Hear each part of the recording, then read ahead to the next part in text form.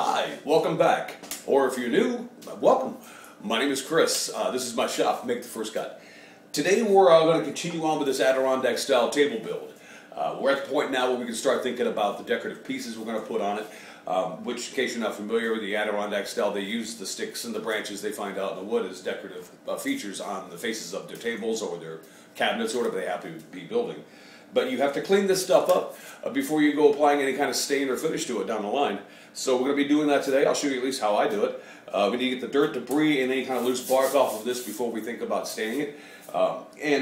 We'll be doing that today, but we're also going to try something I've never done before. I think I know how it's going to turn out, but we're going to give it a shot anyway because I have plenty of it. And it's this right here, which I'm sure you can tell is just the bark off of a white birch tree. We're going to try to throw some stain on there and see what happens. You never know. It might come out and give us some kind of cool colors, so we're going to give that a try. So today it's all about sticks, branches, and bark. Cleaning and staining day. Headed your way.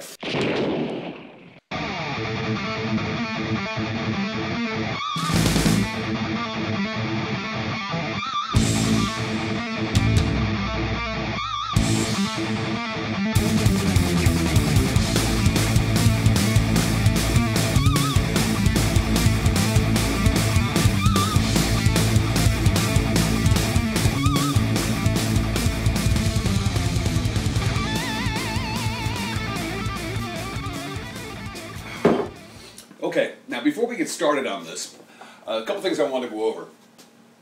I am going to be washing and staining these pieces today. I think I've made that clear. But and I'm not going to have you watch me wash the pieces because honestly, if you've ever seen somebody wash dishes, it's the same thing. It's just this instead of dishes. But what you used to do it with is just, it's real simple. I use just a regular water from the spigot outside, some mild detergent, and these little scrubby pads. I mean, because I'm not looking to take an SOS pad to these things. I'm just trying to knock off all any loose bark that might be here and just get the dirt off them and then dry them off. And of course, we'll have to do that and then let them dry before we put any stain on them. But yeah, just some dishwashing liquid and those scrubbing pads, and you're good to go. But one thing I wanted to get to, and I can't stress this enough, whenever you are doing a piece that you know beforehand, you are going to be staining, always, always, always save your cutoffs from that finished piece. Because if you haven't decided on the stain, and if you're not a master carpenter or master craftsman, and if you already know what this stain is going to do on this wood and how it's going to look, then you know what, God love you. But I don't, because I haven't decided even if I'm going to use stain on this pieces or not. And there's 3 stains that I want to try out. So therefore, I have 3 pieces of the birch bark that I will be doing because I'll test a stain on this and then test a different stain on this and a different stain on that. I also have 3 different pieces of the wood that I made the apron out of when I was doing the bent wood lamination for it, so I can test a stain on this. I'm not sure that any of this is ever even going to be exposed when I'm finished with this table, but just in case some of it is, I want to see which one looks the best. So I've got 3 different pieces there. I've got the 3 different species of wood that I'll be using for the decorations, and this is basically just, excuse me. Well, that's one species of birch on the floor. This is another species of birch, and this is what is known as mountain laurel. I don't know that I'll be able to use this, but it's got a really cool bark texture on it. Now, if I can use it, I'm going to, so I'll test this out too. I also saved the 3 cutoffs from the legs when I did it, so I can test each stain on each one. And like I said, I may not even use a stain on these legs. I may just leave them the color they are, because it's kind of an attractive color the way it is. But I'm looking to get some contrast in this piece if I can, color-wise. I don't want to make it look cheap or corny, but if I can get some different colors in there just to make it more interesting to look at, I'm going to do it.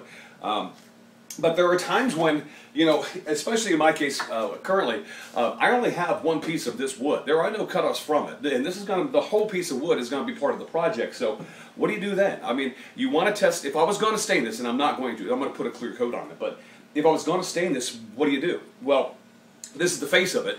Your test piece is the back of it, or the bottom in my case. And if I was going to do that, I would tape off 3 different sections and then test each stain in each section and decide which one I liked, if any of them, before I put anything on the face of it. Because once you put a stain on the face of it, that's the wrong time to find you've got problems. You want to find out you'll have problems with a certain stain or a certain look, or you may like or not like a certain, before you go putting it on the finished piece. Otherwise, unless you enjoy sanding, it's not something I would do. I'm going to be using 3 different stains today. I'm going to be using an early American, I'll be using a stain that resembles kind of a bloodwood or maybe a rosewood type thing. And I've also got a, hold on one second, let me see what it is. Oh, yeah, it is a walnut stain. So we'll be seeing what those 3 different stains look like on these. So we're going to do this, we're going to get these cleaned up, and then we'll get to some staining, testing 3 stains on all this wood, and we'll figure out which one we like the most.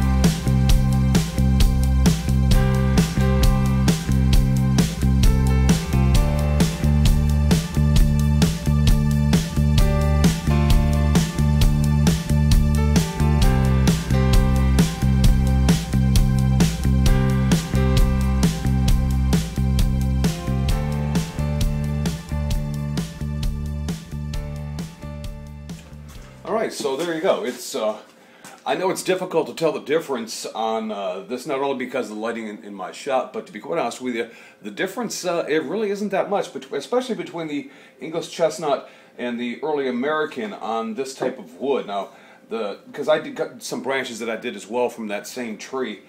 These all came off the same tree. And the differences in color are really difficult to, see. This one with the bloodwood or the rosewood stain basically on it, it has a tinge of red that I don't know if it's catching up on this camera or not, but it's really, it's not that much different from these either. The only real difference you can tell is what the wood looked like before it was washed and had a stain and a quick coat of cheap lacquer sprayed across the top of it, just so I could see what the final look was going to kind of sort of look like. But so I've got decisions to make. There's going to be a lot of mixing and matching going on. I mean, so there are some pieces that I really like that might be really nice as just little accent pieces that were done in the bloodwood. But honestly, both the early American and the English chestnut both did really well. So I've just got some mixing and matching, and then I think we've got the colors that we're looking for, at least the ones that I was looking for. So we're going to take it from there. The next time we're going to get down to milling this stock up so that we can actually use it on the decorations, and that's not as easy as it sounds, at least not for me. So until next time, you guys take care, get out in your shop, make that first cut, get things done. Talk to you later.